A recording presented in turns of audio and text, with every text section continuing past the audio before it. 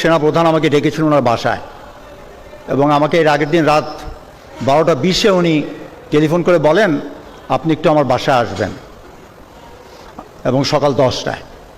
আমি ঠিক সকাল 10টায় ওনার বাসায় যাই, এবং বাসায় যাওয়ার পরে উনি কিন্তু ইউনিফর্ম পরে দাঁড়িয়েছিলেন। ওনার বাসায় যারা গিয়েছেন ডান দিকে ওনার একটা অফিস আছে, এবং আমাকে বললেন উনি দাঁড়িয়েই যে আমি আপনাকে ডেকেছি, আমি আপনার কাছ থেকে আমার 3টা বক্তব্য রাখতে চাই। নাম্বার 1, আমি আর 1 ফোঁটা রক্ত চাই না আর ঝরুক।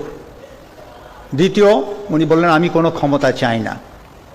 তৃতীয়, আমি এই বর্তমান পরিস্থিতির অবসান চাই, এবং আপনার একটা পলিটিক্যাল কানেকশন আছে, পলিটিক্যাল সার্কেলে আপনার যোগাযোগ আছে, আমি আপনাকে দিয়ে এই কাজটা করাতে চাই। আপনি কাইন্ডলি মেজর স্টেক হোল্ডারকে সবাইকে বলেন আমি ওনাদের সাথে দেখা করতে চাই, অতি সত্বর যেখানে ওনারা চান সেখানে আমি যাব, এবং এই বর্তমান পরিস্থিতিতে আমি একটা পলিটিক্যাল সমাধান চাই। তা আমি ওনাকে বললাম আমাকে কেন? বলছে আপনার একটা কানেকশন আছে, আমি এর জন্যই বলছি। এই বলার পরে ওনাকে আমাকে একটু কফি দিল, কফি খাচ্ছি। উনি আমাকে বললেন ঠিক 10:30 আমাকে ভারতীয় সেনাপ্রধান টেলিফোন করবেন। তখন বাজে আমার মনে হয় 10:25। আমি ঘড়িটা থেকে বললাম তাহলে তো আমার চলে যেতে হয়। উনি বললেন না, আপনি বসেন, আপনি শুনেন। আমি তখন বললাম যে দেখেন, আপনি আমার উপর যে এতখানি আস্থা রেখেছেন এটাই আমার জন্য অনেক সম্মানজনক। আমি চাই না আপনাদের কথাপত্তনে এমন কথা হোক যেটা পরে আপনি পছন্দ করবেন না। তা আপনি you talk yourself, let me go. তা আমি ওখান থেকে বের হয়ে স্ট্রেট হয়ে চলে গেলাম।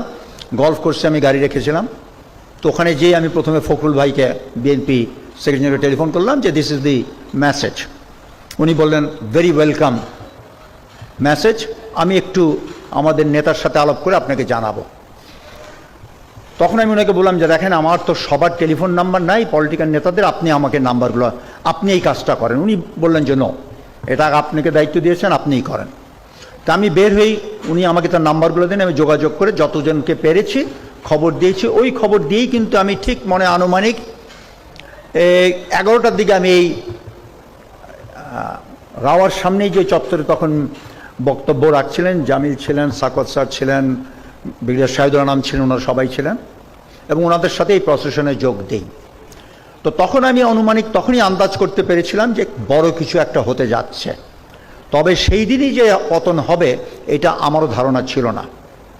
পরবর্তী যখন আমি চেক ব্যাক করলাম, বুঝতে পারলাম আমার সাথে কথা বলার পরেই কিন্তু 3 বাহিনী প্রধান গণভবনে গিয়েছিলেন। ওখানেই তারপরে ওনারা পার্সিউ করলেন যে প্রধানমন্ত্রীকে যেতে হবে। এই ছিল সারসংক্ষেপ। এবং পরবর্তীতে আমি যখন এখানকার আন্দোলনে যোগ দিয়ে আমি ফিরে গেলাম, আমার টেলিফোনটা কিন্তু গলফ কোর্সে আমার গাড়িতে রেখে গেছিলাম, যে দেখি অনেকগুলো কল। আমি কল রিসিভ করে যখন করলাম তখন সেনা সদর থেকে জানানো হলো আপনাকে যেই দায়িত্ব দেওয়া হয়েছিল ওনারা কি সব প্রস্তুত। আমি বললাম যে লেট মি চেক ব্যাক, যদি ওনারা প্রস্তুত থাকে ওনাদের সবাইকে সেনা সদরে আসতে বলেন। তা আমি সেই সঙ্গে সঙ্গে টেলিফোন করে বললাম সবাই আপনারা সেনা সদরে চলে আসেন, যদি কোথাও বাধাগ্রস্ত হন আমাদেরকে জানান, আমরা সেনা বাহিনী তখন তাদের আপনাদের উঠিয়ে আনবে। By around 1:15 most political people were already inside সেনাপ্রধানের অফিসে। আমিও গেলাম, ওখানে সবাই ছিল তখন। 1:45টার দিকে সেনাপ্রধান বললেন আমি এইমাত্র মেসেজ সংবাদ পেয়েছি, আমাদের প্রধানমন্ত্রী দেশ ত্যাগ করেছেন। তখন একটা স্বস্তির একটা পরিবেশ সৃষ্টি হলো, সবাই এক্সাইটেড। এবং উনি এই কথা বলেই কিন্তু ওনার গেটের সামনে লাইভে টিভিতে গেলেন এবং এই ঘোষণা দিতে যে প্রধানমন্ত্রী দেশ ত্যাগ করেছেন এবং একটা অন্তর্বর্তী সরকার গঠন করা হবে।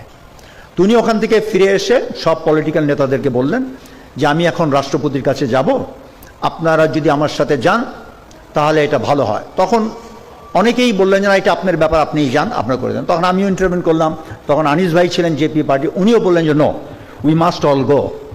কেন তখন আলোচনাটা এরকম হলো যে এমন একটা কোনো ডিসিশন রাষ্ট্রপতির সাথে যেটা সেনাপ্রধান নিয়ে আসবে, আপনাদের পলিটিক্যাল নেতাদের সেটা হয়তো আপনারা গ্রহণ নাও করতে পারেন। So let's go and decide and talk out face to face and whatever is the outcome let us be the acceptance of all.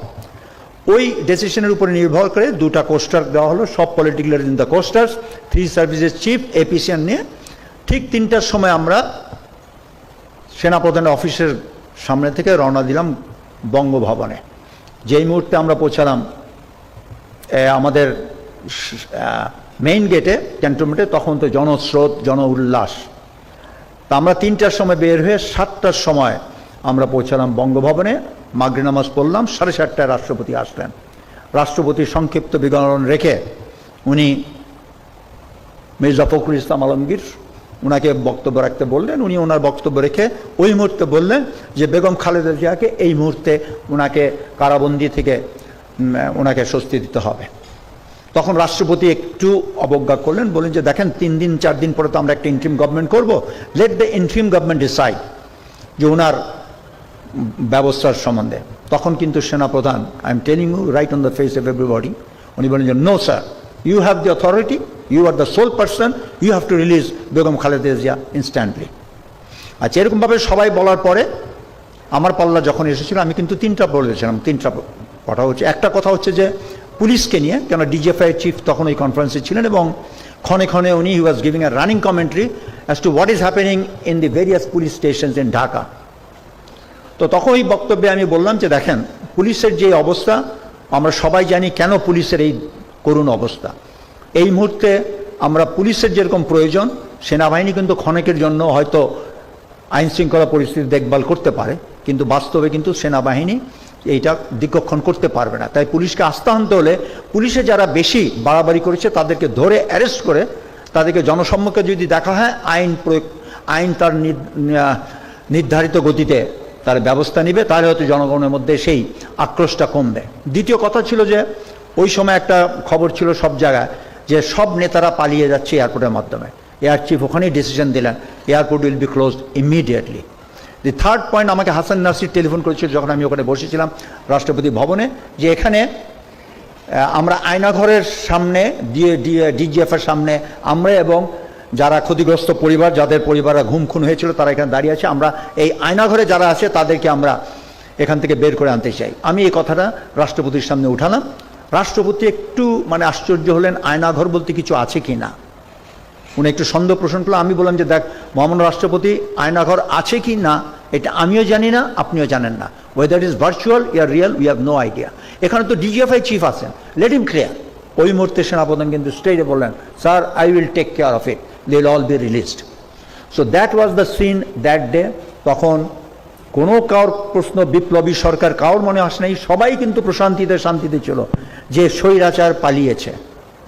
তো যাই হোক, আমার আজকে বক্তব্যের মধ্যে একটা আমি বলতে চাই, যেটা আমরা যারা রিটায়ার্ড অফিসাররা, Mirpur DSS basically leading role, রাও অনেক রোল প্লে করেছে এখানে, যে আমরা যেই আমাদের যতখানি অংশগ্রহণ ছিল, it had a tremendous significance, যেই সিগনিফিক্যান্স আজও পর্যন্ত the nation has not recognised.